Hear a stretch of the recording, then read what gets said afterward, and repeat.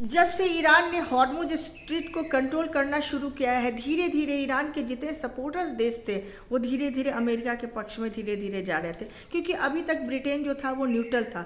उसने शुरू में अमेरिका को कहीं भी सपोर्ट नहीं किया, लेकिन जैसे ही ईरान की बढ़त बनती जा रही है हॉर्मुज स्ट्रीट पे, धीरे धीरे सारे देश उससे धीरे धीरे अलग होते जा रहे हैं। और इसका नया एक उदाहरण आया है सामने, जब ब्रिटिश की सबसे बड़ी सबमरीन जो है, एक सबमरीन जो है जो परमाणु चालित सबमरीन है, जिसे HMS एंसन कहा जाता है, वो जो सबमरीन है उसे अरेबियन सी में डिप्लॉय किया जा चुका है। लेकिन अभी उसका इस्तेमाल किया जाएगा कि नहीं, ये टॉप लेवल ऑफिशियल के द्वारा, वहाँ जब तक कमांड नहीं मिलता ब्रिटेन से तब तक ये कहा नहीं जा सकता। लेकिन इतना तो तय है कि धीरे धीरे जो चीज़ें हैं पूरे, अगर ग्लोबली देखा जाए तो सिनेरियो काफ़ी चेंज हो रहा है। और चेंज होने के पीछे मुख्य कारण ये है कि एनर्जी क्राइसिस, जितने भी देश की वहाँ से जितने हाइड्रोकार्बन्स 20% की, आपको पता है हाइड्रोकार्बन्स की सप्लाई उस ट्रेड रूट से गुजरता है और मुझसे उस पर धीरे धीरे कंट्रोल करना शुरू किसने कर दिया है?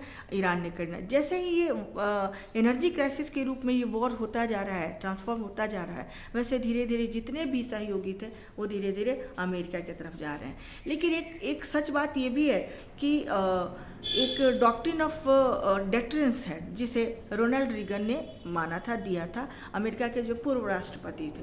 उन्होंने कहा था कि हर स्थिति में शांति स्थापित करने के लिए किसी भी क्षेत्र में आपको डेटरेंस कायम करना पड़ता है, मतलब शक्ति आपके पास होनी चाहिए, तभी सामने वाला शांत रहता है।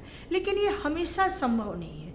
अगर आप शक्ति के ही होड़ में लगे रहता है, विश्व पूरी शक्ति के होड़ में लगा रहता है, तो ये तो माना जा सकता है कि शांति तो कभी भी स्थापित नहीं की जा सकती।